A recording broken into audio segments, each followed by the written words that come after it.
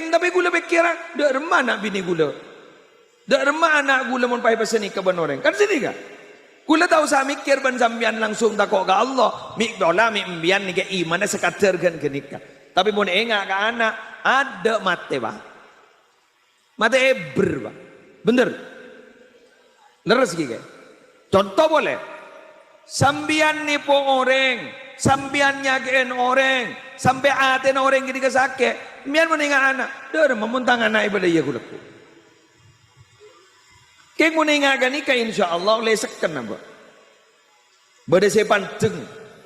Oh, wan sambian bahaya, kok laku tak kok masuk neraka, lu jarang ngembian kita padang kita enggak. Tapi mun enggak ka anak lah nyeredep ya dan mata, tak bisa. Contoh. Bini andi kamu ngandung kan tak bentaan orang. Bodareng jelang taban. Anak apa? Anak tak kau jelang.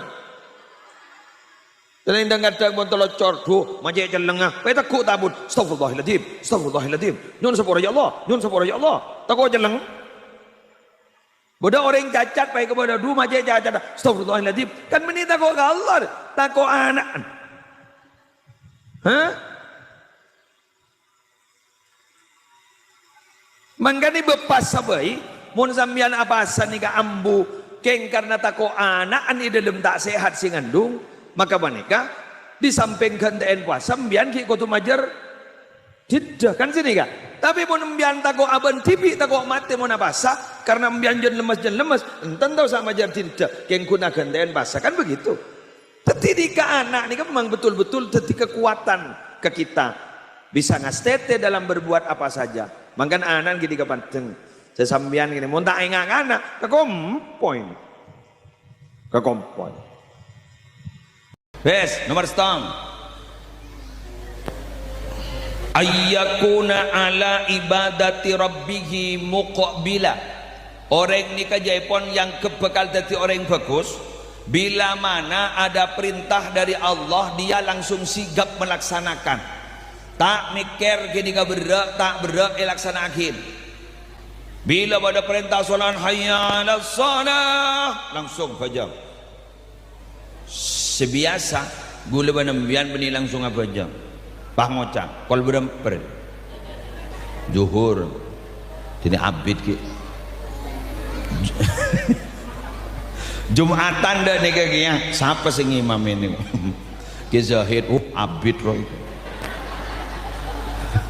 kok abid mau ngimami tina rokok boy kenu tetapi mun urusan besar bawas mun urusan najis cak bawas coba nih kuning mau idatul mukminin gerah mun beda orang lebur bawas-wasan dalam urusan najis kuru berarti ning dalam fikirnya tak pati dalam mungkul jadi keluar dari jeding masuk boleh corak beda letes sudah masuk boleh